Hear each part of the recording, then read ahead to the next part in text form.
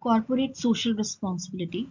It means that companies don't just focus on making profits, but they also care about people and the planet.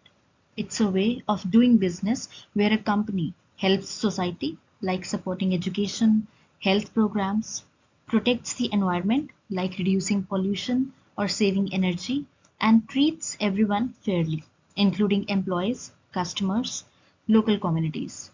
This idea is called the triple bottom line, where companies try to balance money, people, and planet. So, money, profit, people, social, planet, environment. So, CSR also means listening to and respecting the needs of everyone involved within the company, like employees, customers, investors, and the community.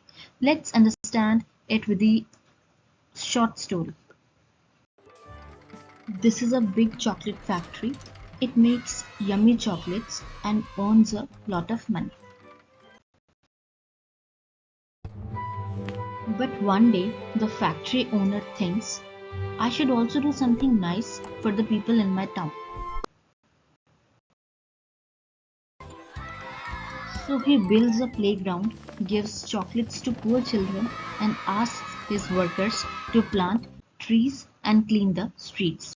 So this is called CSR, Corporate Social Responsibility.